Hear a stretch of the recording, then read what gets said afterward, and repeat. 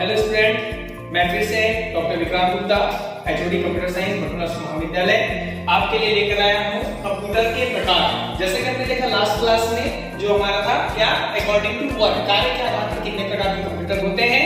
तो हमने देखा था कि analogue computer, digital computer, hybrid computer.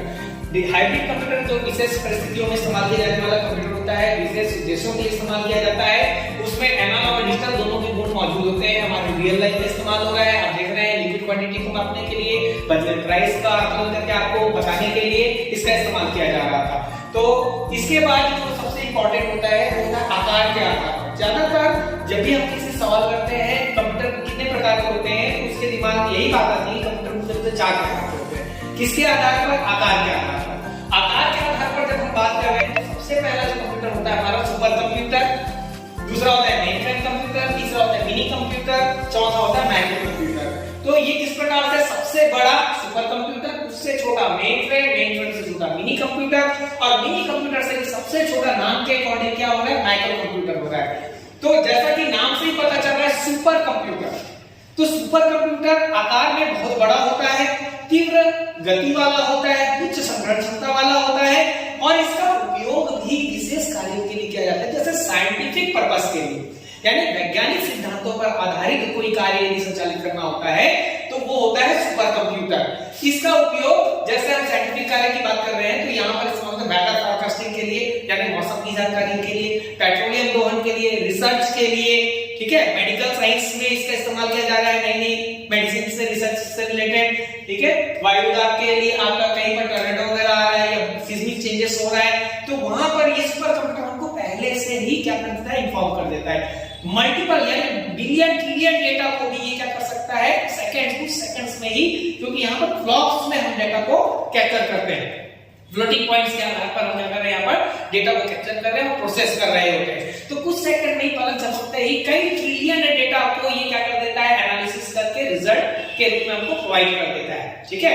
तो ये सुपर कंप्यूटर होता है। सुपर कंप्यूटर की जब हम बात कर रहे हैं तो जो सबसे पहला सुपर कंप्यूटर आया था 1976 में क्रे 3, CRAY3, ठीक है, CRAY3, CRAY-XNP, ऐसे इसके कई वर्जन है। लेकिन जब हम भारत की बात करते हैं जो हमारा देश है तो भारत में जो सबसे पहला कंप्यूटर बना था वो है परम कंप्यूटर, ठीक है, पैरेलल कंप्यूटिंग जिसको बोलते हैं हम लोग, एडवांस कंप्यूटिंग मशीन होती है। तो पैरेलल जो कंप्यूटिंग होती है उसका जो निर्माणकर्ता कंपनी है जिसको परम को जिसने बनाया है वो है CDAC, centre for development advance computing, ठीक है।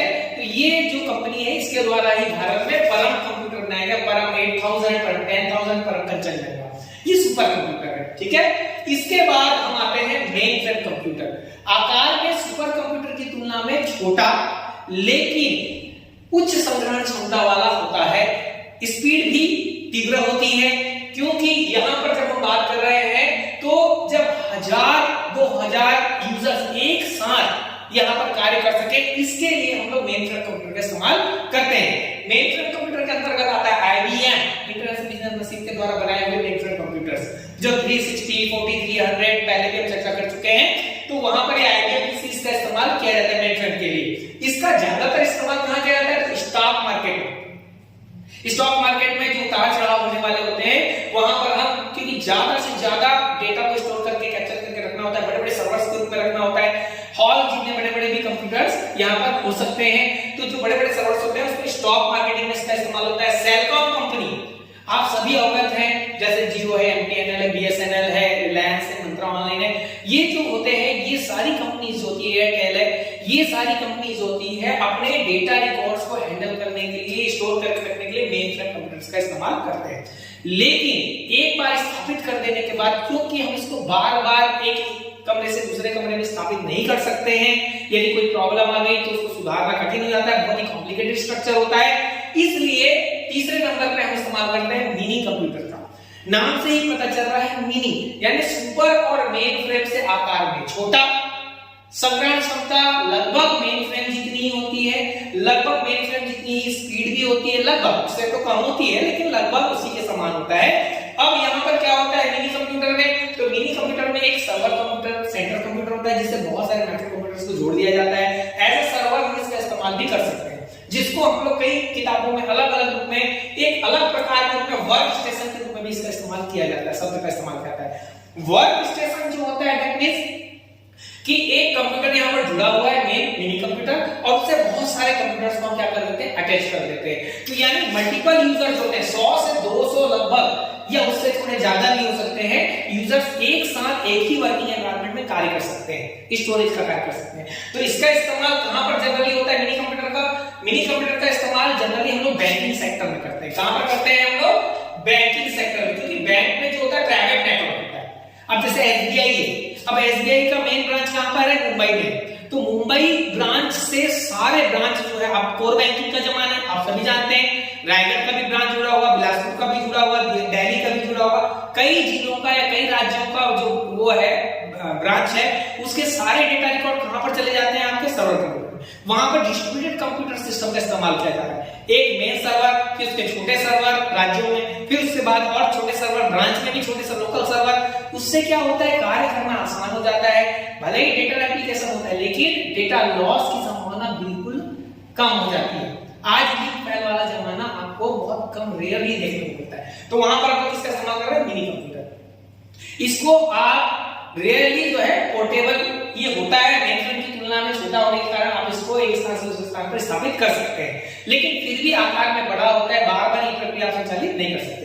लेकिन जो सबसे लास्ट का कंप्यूटर होता है, माइक्रो कंप्यूटर, नाम से ही पता चल रहा है, सुपर कंप्यूटर, मेनफ्रेम, मिनी, तीनों से आकार में सबसे छोटा, और छोटा होने के कारण यहाँ पर जो स्टोरेज है भले ही थोड़ा कम होगा, लेकिन आज वर्तमान में 1 TB 2 TB का भी हम लोग क्या कर रहे हैं, वहां पर स्टोरेज कर पा रहे हैं, है ना। टेराबाइट में हम डेटा को स्टोर कर पा रहे हैं, पिकोबाइट में भी स्टोर कर पा रहे हैं। तो कई टेराबाइट के सिस्टम हम यहाँ इस्तेमाल माइक्रो कंप्यूटर में कर पा रहे हैं। माइक्रो कंप्यूटर ही आपका क्या कहलाता है? पीसी। क्या कहलाता है? पीसी। पीसी यानी पर्सनल कंप्यूटर। पीसी का PC stands for personal computer, यानी पीसी का फुल फॉर्म होता है पर्सनल कंप्यूटर। नाम से ही पता चला जो हमारे निजी उपयोग करके और अपने निजी उपयोग में, माइक्रोवेव ओवन भी अगर हम किचन की बात करें तो वहां भी है, फ्रिज है, आप ऑटोमेटेड फ्रिज आ रहा है आजकल जिसमें आपका कंप्यूटर सिस्टम का इस्तेमाल हो रहा है, तो वो हमारे निजी उपयोग में आने के कारण ही उसका नाम क्या होगा? PC, personal computer. ये होता है हमारा माइक्रो कंप्यूटर। तो इसमें विभिन्न प्रकार की कंपनी है। तो आकार के आधार पर कंप्यूटर जो है 4 प्रकार के होते हैं, सुपर कंप्यूटर, मेनफ्रेम, मिनी और माइक्रो। ठीक है। अब जब हम तीसरा बात करते हैं तो होता है पर्पस के आधार पर, उद्देश्य। तो आपने देखा कि कंप्यूटर को जब हम विभाजित कर रहे हैं अलग अलग कैटेगरी में, तो कार्य के आधार पर 3, एनालॉग, डिजिटल, हाइब्रिड, आकार के आधार पर सुपर कंप्यूटर, मेनफ्रेम, मिनी और माइक्रो, और लास्ट जो होता है पर्पस के आधार पर स्पेशल और जनरल पर्पस। स्पेशल कंप्यूटर को, स्पेशल कंप्यूटर इज नथिंग, क्या हो रहा है? वही सुपर कंप्यूटर की बात हो रही है, क्योंकि इस विशेष उद्देश्यों के लिए जो कंप्यूटर का इस्तेमाल हो रहा है वैज्ञानिक सिद्धांतों पर आधारित है, मौसम की जानकारी, वायु दाब मापी और आपका तापमान मापने के लिए। तो वहां पर विशेष उद्देश्यों के लिए जब भी हम बात करते हैं तो स्पेशल पर्पस की बात करते हैं, लेकिन जब जनरल पर्पस की बात करते हैं तो हम माइक्रो कंप्यूटर इसमें शामिल कर सकते हैं, क्योंकि जनरल आपको टाइपिंग करना है ना भाई, आपको कोई पिक्चर देखनी, मूवी देखनी है, आपको गाना सुनना है, या आपको डेटा एंट्री करनी है, तो सामान्य उद्देश्य प्रिंट आउट निकालना है प्रिंटर अटैच करके, तो वहां पर सुपर कंप्यूटर का इस्तेमाल नहीं करेंगे, क्योंकि उसकी कीमत तो बहुत ही ज्यादा होती है। ये जितना बड़ा होता है आकार में और जितना विशेष उद्देश्य के लिए होता है सुपर कंप्यूटर, उतना ही कॉस्टली भी होता है, करोड़ों क्या। उसके बाद लेस कॉस्ट जो होता है वो मेनफ्रेम का होता है, मेनफ्रेम से भी थोड़ा कम कीमत में मिनी कंप्यूटर होता है, और उससे भी कम कीमत का जो होता है माइक्रो कंप्यूटर। इसीलिए आज हर कोई माइक्रो कंप्यूटर को परचेस कर आ रहा है। ठीक है, तो ये ओवरऑल था हमारा टाइप्स ऑफ कंप्यूटर। मेरे ख्याल से आपको समझ में आ गया होगा। ठीक है, मिलते हैं नेक्स्ट क्लास में। Thank you very much.